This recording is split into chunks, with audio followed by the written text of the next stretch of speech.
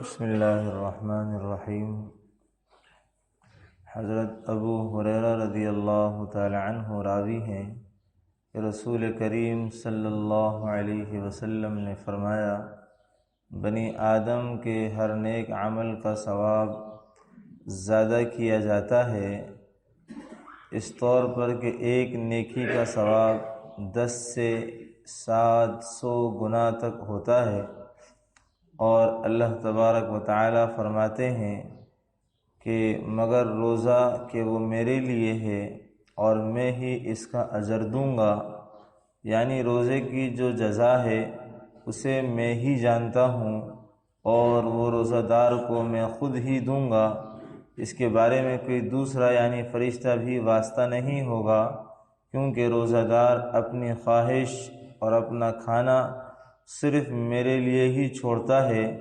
یعنی میرے حکم کی بجا آوری میں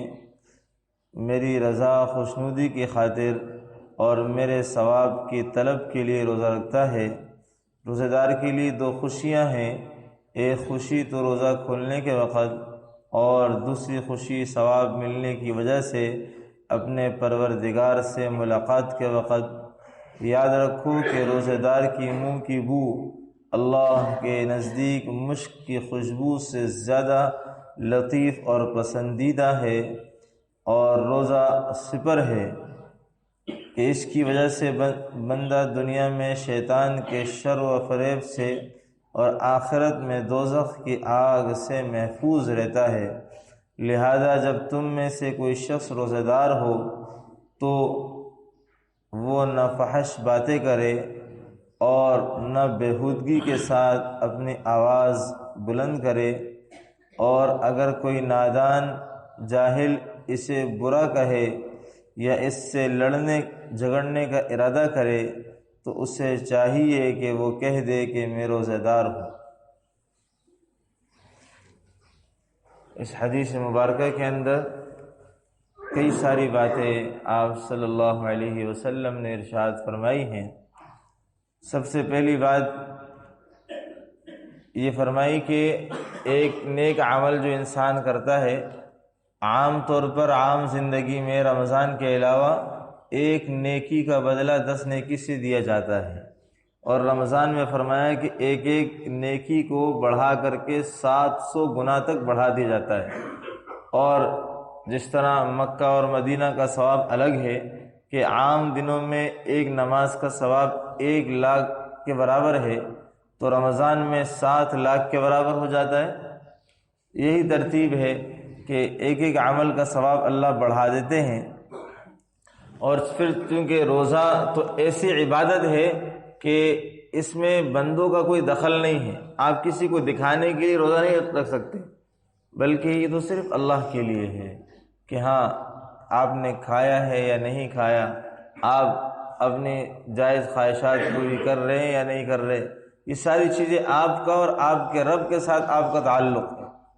تو اللہ نے فرمایا کہ روزہ دار کی جزا تو میں خود ہی دوں گا، ہاں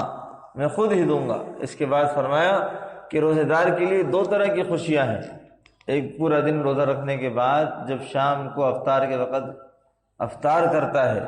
تو روزہ کھول کر کے خوشی نصیب ہوتی ہے کہ روزہ کھول لیا، اور پھر ایک قیامت کے دن جب بندہ اپنے رب سے ملاقات کرے گا اور اللہ ثواب کی وجہ سے روزے کے ثواب کا بدلہ عطا فرمائیں گے، تو اس وقت انسان کی خوشی کا عالم کیا ہوگا۔ پھر فرمایا کہ روزے دار کے منہ سے ایک بو آتی ہے، وہ منہ کی بدبو نہیں ہوتی بلکہ وہ معدے کی بو ہوتی ہے۔ تو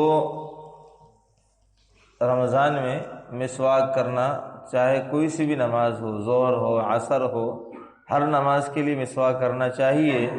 اور جو منہ کی بو دانتوں، مسوڑوں اور زبان سے آتی ہے اس کو صاف کر لینا چاہیے، اس سے کسی دوسرے مسلمان کو تکلیف نہ پہنچے،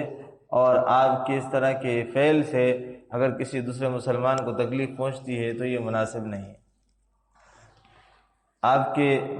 معدے کے خالی ہونے کی وجہ سے معدے سے جو بو اٹھتی ہے وہ اللہ کے نزدیک پسندیدہ ہے۔ اور ساتھ ساتھ فرمایا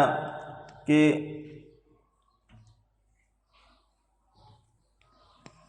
آخر میں فرمایا کہ بھئی جب روزے دار ہے تو اس کو چاہیے کہ فحش گفتگو، فضول بکواسات، لایعنیات اور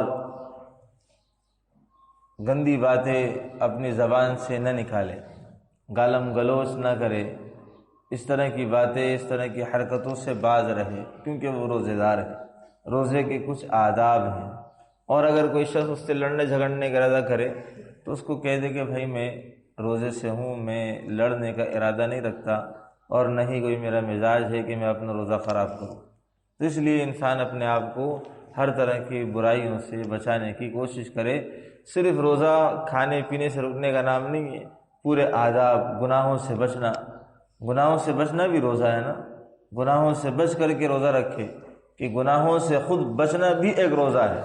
وہی اصل روزے کی حقیقت ہے۔ اللہ تبارک و تعالی عمل کی توفیق نصیب فرمائے۔